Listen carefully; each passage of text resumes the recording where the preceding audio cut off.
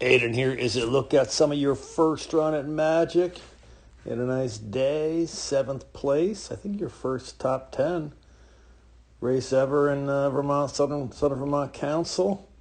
Good job. This run, had a little bit of trouble here and there. Your second run was better, and that's how you got into the top 10. But let's check this one out.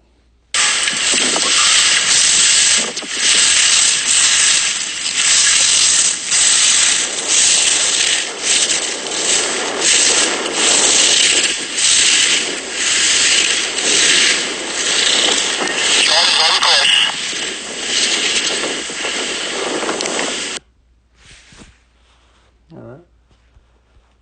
You probably saw one thing, like hands sort of flying every which way, and a lot of that is because you lost your balance and you're trying to regain balance with your hands. So a couple things, that cause that. One, going this straight at that gate.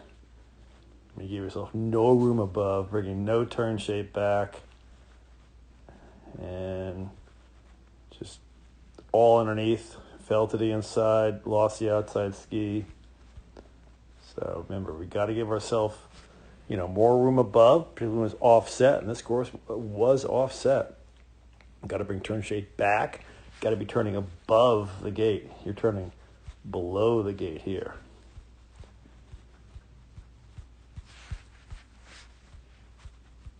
Again, kind of started to turn on the inside ski, fell to the inside,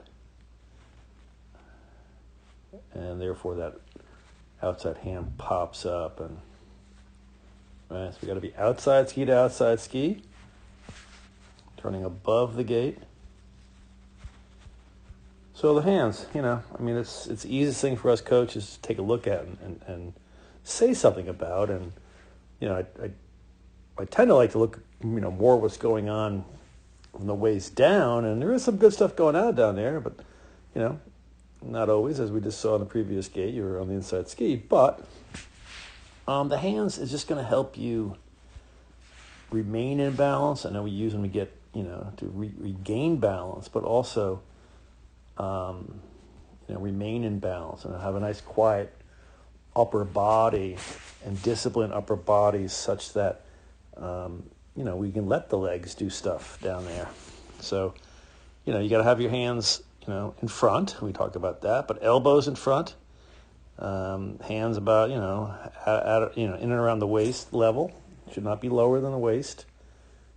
And no chicken wings, which you don't really have. So, but here, rolled them both up. Nice looking turn there.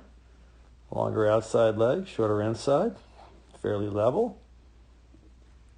It's a good job. Looks to be on the outside ski. A little pole plant.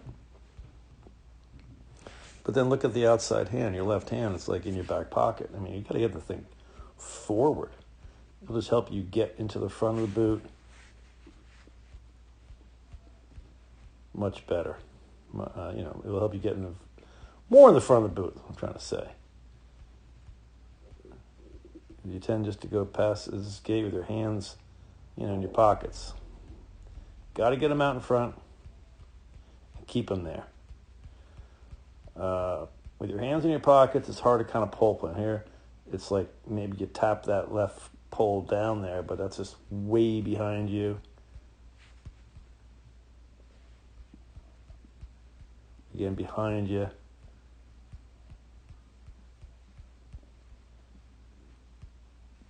This was the gate we talked about how the course shifted.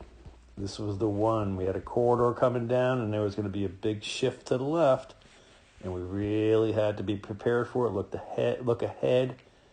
Know it was there. We talked about it in inspection. We talked about it when we reviewed the course mentally afterwards, after inspection, and you had to give yourself more room, really bring turn shape back. And unfortunately, that didn't happen. So, and that's what was going on all there. Just so late. Now fighting the late line, and that can happen. So, But in any event, overall, a great day.